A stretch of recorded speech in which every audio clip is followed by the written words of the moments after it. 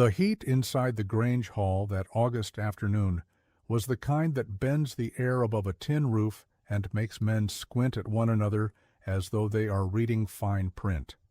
Every folding chair was taken. Farmers who had not spoken to one another in 3 years stood shoulder to shoulder along the back wall, and outside a half-dozen more pressed their faces toward the open windows, their shadows falling across the floorboards in long, thin bars. At the front of the room, behind a card table draped in a banner for a fertilizer cooperative that no longer existed, sat Gerald Ashe of Meridian Agricultural Holdings, his collar damp but his smile as dry and confident as a deed already filed. He had driven 4 hours from the city that morning, and he expected to drive back before dark with a signed agreement in his briefcase. He had acquired 11 properties this summer by the same method: arrive early, arrange the chairs, let the desperation in the room do the work. He understood, or believed he understood, every variable in that hall. He had studied the acreage maps, the rainfall records, the well depth reports, and the credit histories of every family seated before him. There was only one number he could not find in any file, and she was standing near the side door with her arms folded, and she had not sat down. Her name was Nell Craddock, and 8 months earlier she had arrived in Cutter County with a salvaged flatbed truck, a Mauser box full of hand tools, and $3,100 to her name, and she had bought the one piece of land nobody else wanted. Gerald Ashe had tried to buy it from her 4 times since March. He was about to try a 5th time in front of everyone. He did not know, because he could not have known, that the real verdict on Nell Craddock had been rendered not that afternoon, not in that hall, but on a cold January morning in a field that looked like nothing at all, when the land had whispered something to her and she had been still enough to hear it. She had come to the county in the first week of the new year, when the grass along the highway was the color of old paper, and the sky sat so low and flat that the horizon looked sealed. The divorce had been finalized 11 days before Christmas, after 14 months of proceedings that had taken, in rough order, the house, the joint accounts, the 2 vehicles, the small business she had built doing custom embroidery and textile restoration, and approximately half her belief that she had any reliable judgment left at all. Her attorney had been competent, the settlement technically fair according to the laws of the state, and it had still left her with a sum that felt less like a foundation and less like a punishment, and more like a dare. $3,100 and a flatbed. She had not told the attorney about the lockbox. She had almost forgotten about it herself, until she sat alone in her sister's spare room 3 days after the finalization, going over the list of everything that had been dissolved and everything that remained, running the numbers for the dozenth time, the way you press a bruise to confirm it is still there. And she had thought of what her father had said to her the summer she turned 17, when he was already sick and already making arrangements. He had said, "The thing you bury is the thing you keep." She had understood it as grief then. She understood it differently now. Her father had owned 70 acres in Cutter County under a separate family trust that predated her marriage, which was why it had remained outside the settlement entirely. The trust had passed to her at his death 3 years prior. She had never visited the property after the funeral.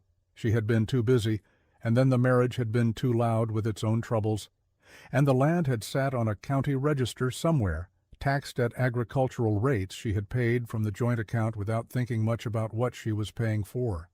What she was paying for, she discovered when she drove through the gate in January, was 61 acres of thin alkaline soil, a barn with a compromised south wall, a dry creek bed choked with cedar scrub, and a hand-dug well at the base of the hill that the county water assessment had rated, in a report from 7 years ago, as marginal at best. There was also a smaller notation in the same report she had not yet read, filed under a subsection titled Secondary Indicators, that she would not find until late February, and which would change the arithmetic of everything. She spent the first 2 days walking the land with no plan except to understand what she had. The soil on the upper field was indeed poor, pale and shallow, underlaid with caliche that broke the mattock every fourth stroke. But the lower 40 down past the old barn was different. The earth there was darker and held its shape when she squeezed a handful. And the cedar along the creek bed was not all scrub. Some of it was old, and old cedar along a dry creek in Cutter County meant one thing: there was still moisture moving below the surface, even in January, even in a year that had already failed to deliver its seasonal average. She noticed something else on the second morning, something she could not have articulated to anyone, but which registered as a physical fact before it became a thought. The air near the base of the old hill, just east of the barn, smelled different. Not of water exactly, but of the absence of thirst. She stood there for a long time, and then she walked back to the truck and ate her lunch, and thought about what that meant. The county seat was a 40-minute drive, and she made it twice in the first week. Once to file the transfer documentation on the trust, and once to pull the full property history from the assessor's office, where a clerk named Dorothea, who wore reading glasses on a chain of painted wooden beads, set the files on the counter and watched her the way people watch someone order a meal at a restaurant they know is closing. The files confirmed what the landscape had suggested. Previous owners, 3 families across 50 years, had each held the land for fewer than 7 years before abandoning it or selling at a loss.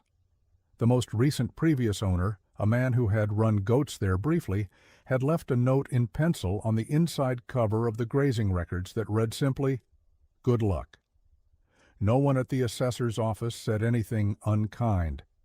They simply watched her with that same expression of quiet, preemptive condolence that she would come to know very well over the following months, the look that means we give you 6 months and we are not unkind about it, but we have been here before.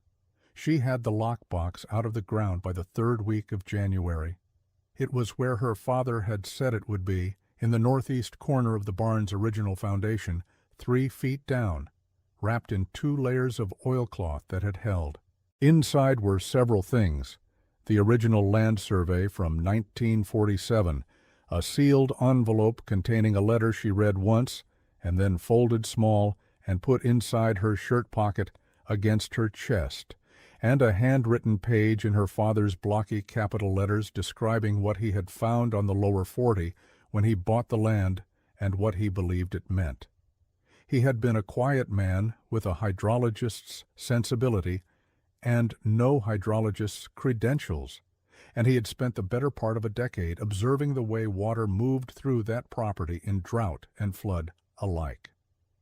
What he had written on that page described a perched aquifer, not the deep confined type the county records acknowledged, but a shallow, slow replenishing lens of clean water resting on a clay pan roughly 40 feet down at the base of the hill, fed by a fracture system that the county map showed only partially. He had never drilled it.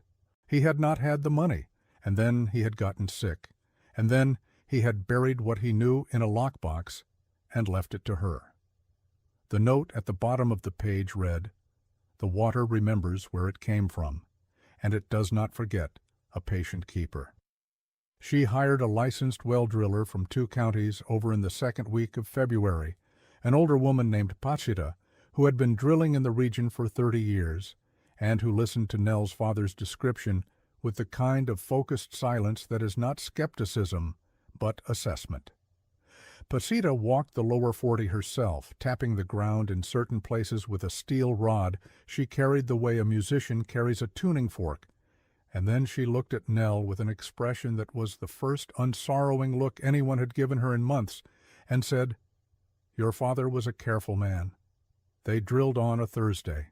At 42 feet they hit the clay pan. At 46 feet the bit dropped into open space, and the casing ran water so cold and clear it hurt to hold your wrist under it. Pachita stood back and said nothing for a moment, and then she said the thing she would later prove she had not been the first to say: "This county is going to be very thirsty before it is done." Nell did not tell anyone about the well. This was not deception so much as a kind of deliberate patience, the same patience with which you tend a fire in a cold room, feeding it small and keeping the door shut until it is strong enough for the draft. She capped the well, posted no signs, changed nothing visible about the property, and went about the work of making the land functional at its surface. She bought 12 heritage breed sows and 4 boars from an estate sale in the next county for $480, which left her with just under $600 in reserve, a fact she recorded in a small brown notebook she kept inside the lockbox and buried again, this time in the barn's front corner where the floor was dry. She had arrived at a discipline of arithmetic that was more like prayer than accounting. Every number named, every number added, every number held against the next. She called this the ledger of what the land owes and what I owe it back, though she never said that phrase aloud to anyone. The hogs were not a popular choice. Cutter County had once had its hog farms, but they had been consolidated or abandoned over 2 decades, and the few remaining operations were industrial and indifferent and run under contract to a packing concern 4 states away. Heritage sows were a curiosity at best and a punchline at worst. And when the county feed supplier, a man named Burl, whose opinion traveled the coffee circuits of 2 townships, saw her loading 200-pound bags of whole grain into her truck in late February, he asked her outright what she was running up there, and she told him, and he did not laugh, but his expression was its own kind of verdict. By the following Tuesday, the phrase that Nell Craddock is raising old-fashioned pigs up on the Halverson Road property for some reason had passed through every feed store and diner counter in the county. By Thursday, it had been improved to she paid $3,000 for a farm that doesn't have water, and she's trying to save it with fancy hogs. By the following week, it had reached its final form, a woman alone up there trying to make a go of it with nothing. They did not mean it cruelly, exactly. That was simply what it looked like from the outside, and from the outside, they were not wrong about most of it. Gerald Ashe appeared in March. He drove a gray sedan with no visible dust on it, which in Cutter County in March was itself a kind of statement. He knocked on the barn door, not the house door, which told her he had asked around enough to know where she would be at that hour. He introduced himself as a regional liaison for Meridian Agricultural Holdings, and he made the first offer in the same tone a doctor uses to recommend a procedure he considers inevitable, sympathetic, terminal, professionally kind. He had done research, he said. The land had been assessed at $62,000.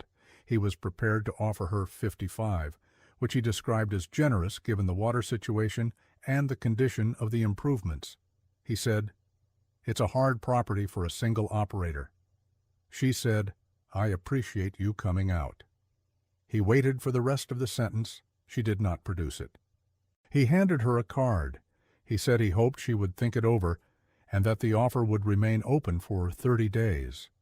She put the card in her back pocket and went back to the sows. He drove away and left no dust. He came back in May with $60,000. She declined again, this time in fewer words.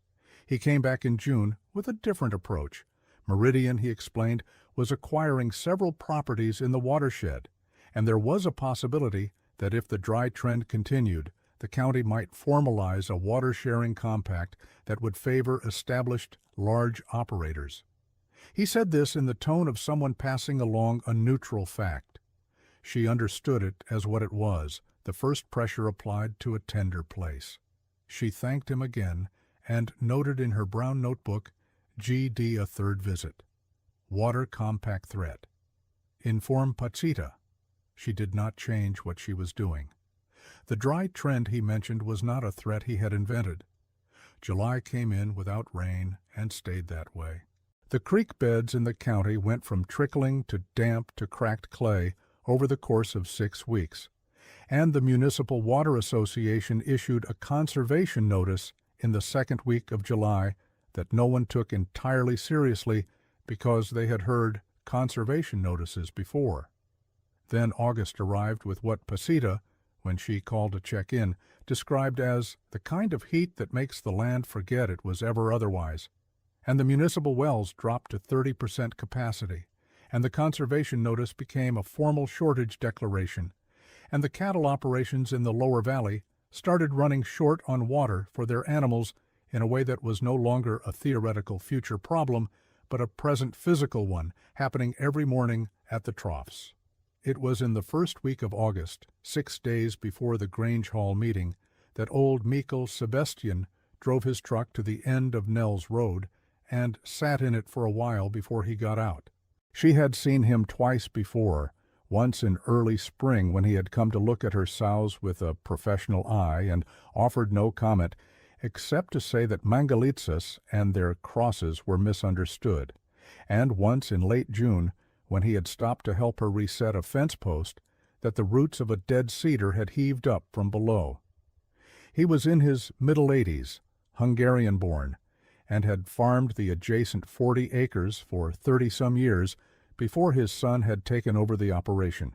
He moved carefully, as though he had reached an agreement with his body about what was reasonable to ask of it, and he spoke with the same deliberateness, choosing his words the way a man chooses tools, for fitness, not abundance. He sat on the fence rail near her barn door and watched the sows for a while, and then he said, "The county will come to you soon." She asked him why he was sure. He said, "Because the land already decided. That is always the first vote, and it is the only one that counts." She poured him water from the tap above the trough, and he tasted it the way a person tastes something they are trying to identify, and then he was quiet for a long moment, and then he said, "Your father was a listener. Good listeners tend the water. Bad ones only find it when they are thirsty." She asked him, "What do I do when they come?" He said, "You let them come. You do not sell the ground. You charge only for the work. The water is not yours, and it is not theirs. It has simply been here longer than everyone, and it only asks to be treated accordingly." She thought about that and said nothing, and he climbed carefully off the fence rail and drove back down the road. The child appeared in mid-July. His name was Coy, he was 9 years old, and he lived in a double wide at the base of the hill with his grandmother, his mother having taken work in the city, and his father not being present in any context Nell ever heard explained. He came up the road one morning on a bicycle with a flat rear tire and a fishing pole with no line, and he sat on the fence outside the sow pen and watched without asking permission. She let him watch. He watched for 2 hours, and then he came back the next day and the day after that.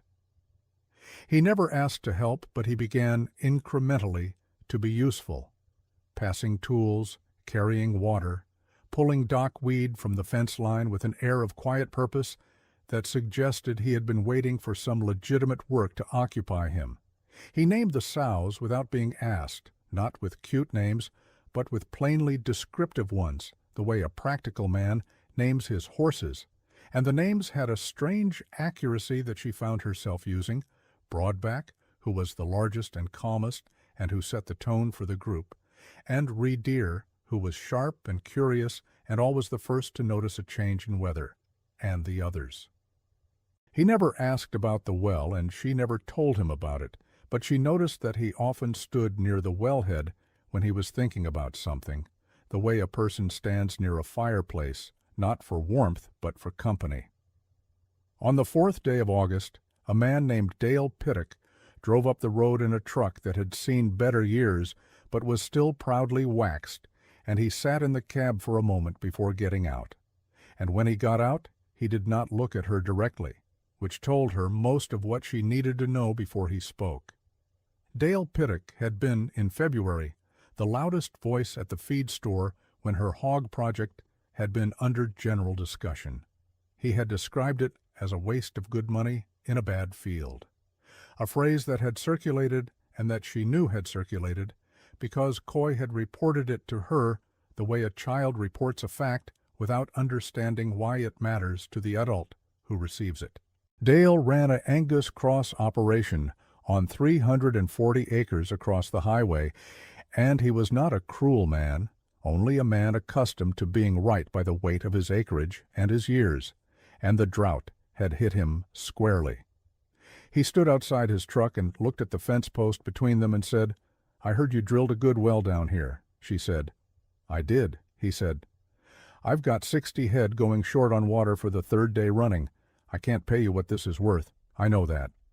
She looked at him and said, "I'll need someone to help run hose from the lower spigot to the road twice a day." He said, "I can do that myself." She said, "Bring your stock in the morning." She told no one else. But Cutter County is a county where a man helping run hose from a wellhead before sunrise is a visible fact, and it was a visible fact for 4 mornings before Gerald Ash heard about it and telephoned her on the 5th. His voice had changed register slightly. The professional sympathy was still present but compressed now, like a spring someone was standing on. He said that Meridian wanted to formalize arrangements for the water access, and that they were prepared to offer a significant premium above market rate for a long-term lease of the water rights in addition to the purchase price, which was now, he said, at $78,000.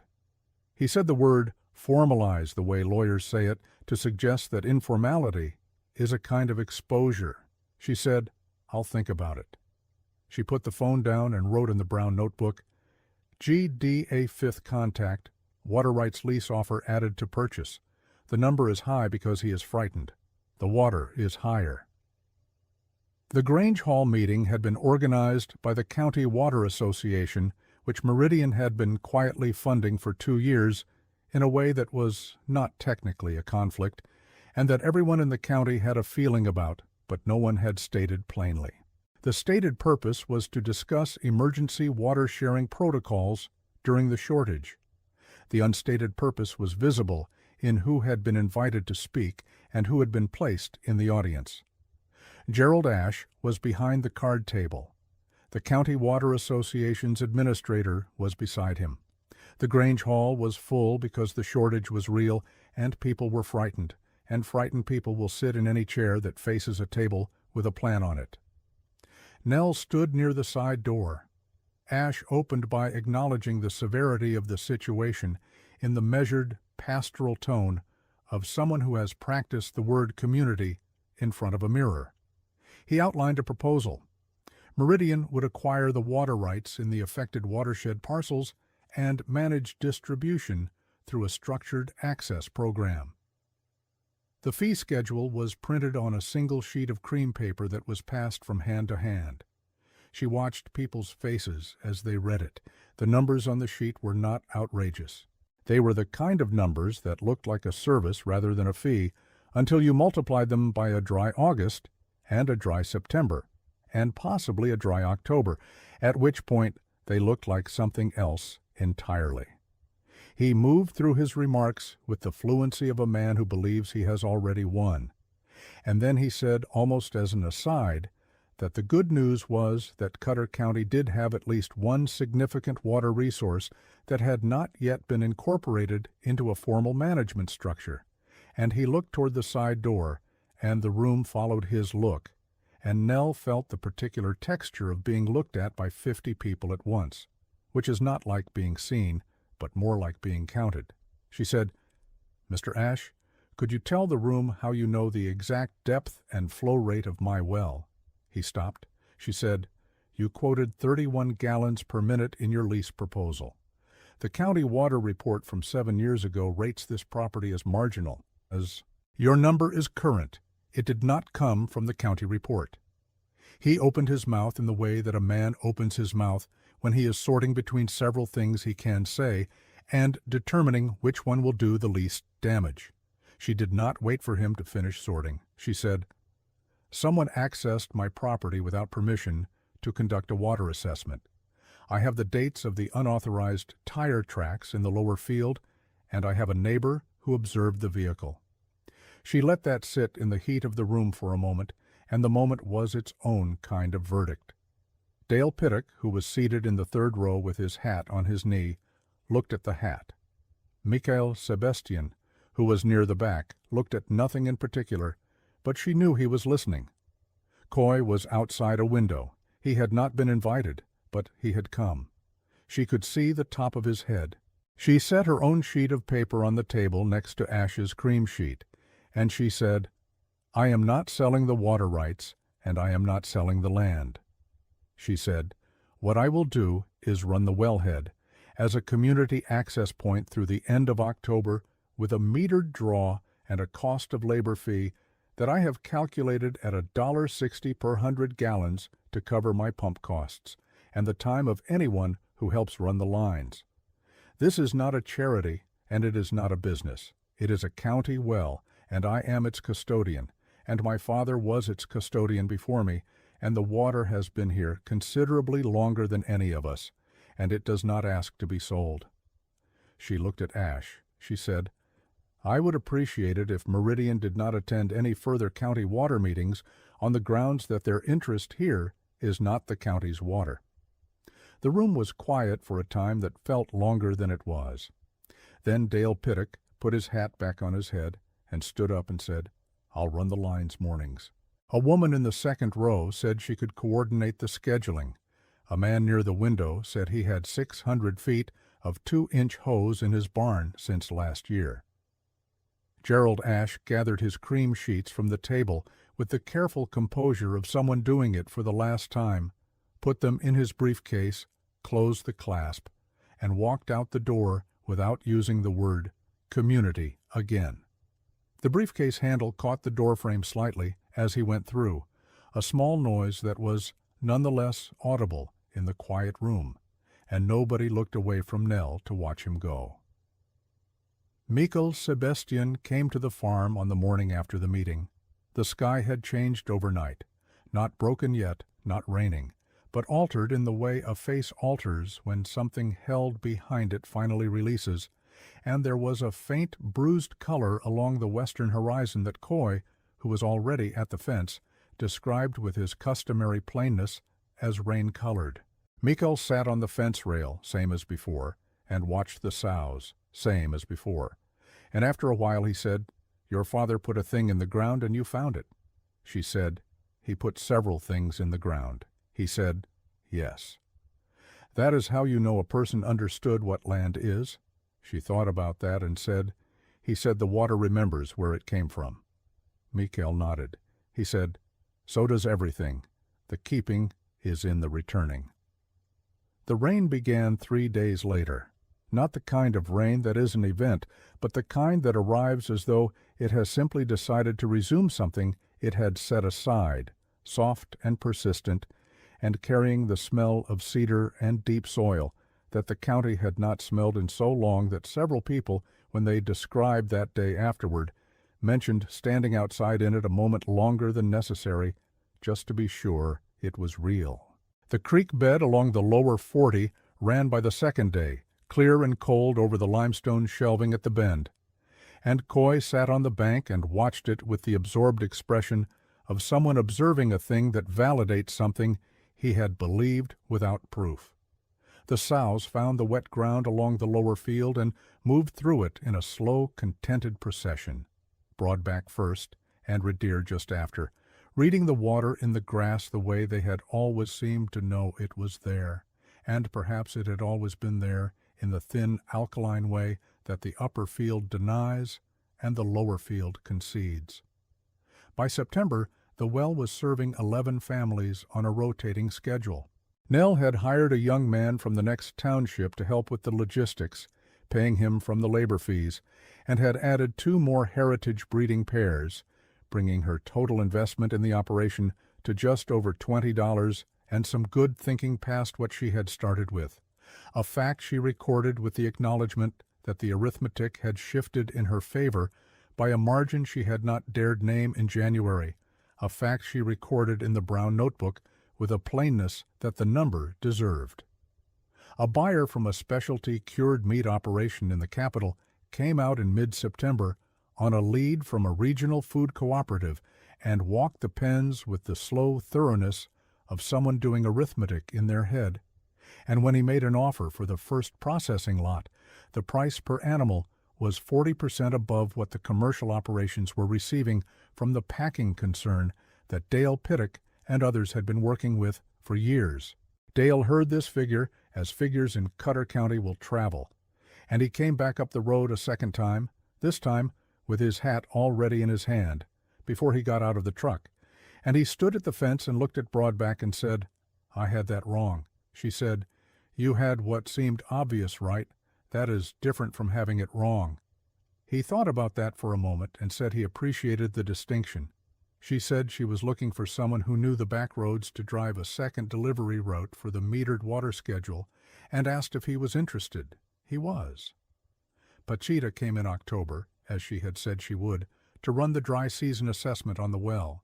She stood at the casing for a long time, measuring, and then she turned to Nell and said the flow was unchanged from the spring reading. Unchanged, meaning the perched aquifer was replenishing through the fracture system exactly as her father's notes had suggested, meaning that what had looked like a marginal well was in fact a modest but stable and self-renewing water source in a county where stable and self-renewing had become the most valuable combination of words in any language anyone was speaking, meaning that the $62,000 assessed property was, in any reasonable accounting, worth something that the assessor's office would need several months and a new set of assumptions to calculate accurately.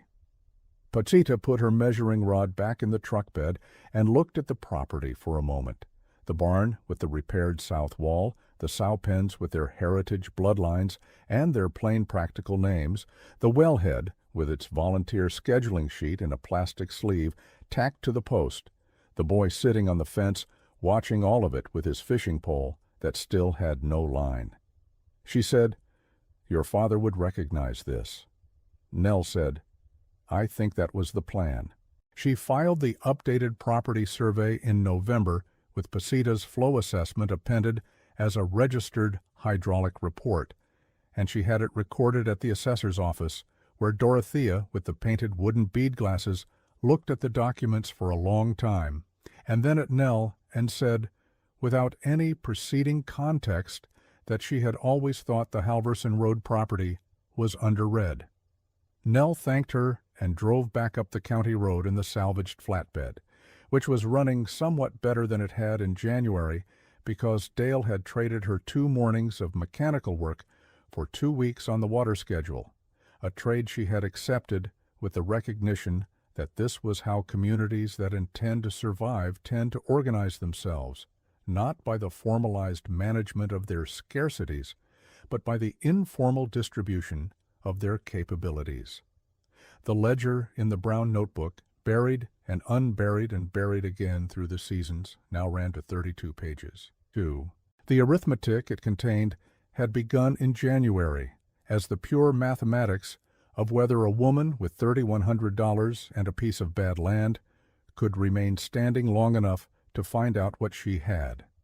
It had become, by November, a different kind of arithmetic, the sum of 11 families and 60 head of Angus cross and 24 heritage sows and 42 feet of depth and 1 careful dead man's handwriting and 1 buyer from the capital who could tell the difference between a hog raised in a feed lot and one raised in a lower 40 field on old-growth forage and clean water, and 1 9-year-old boy who named things honestly, and 1 old Hungarian farmer who had been listening to the land since before Nell's father was alive, and 1 drill bit dropping through a clay pan into a cold, clear dark at 46 feet, and the rain that had decided to resume. She did not add these things as sentiment. She added them as fact, the way her father had always kept his notes, with the conviction that a thing worth knowing is worth recording.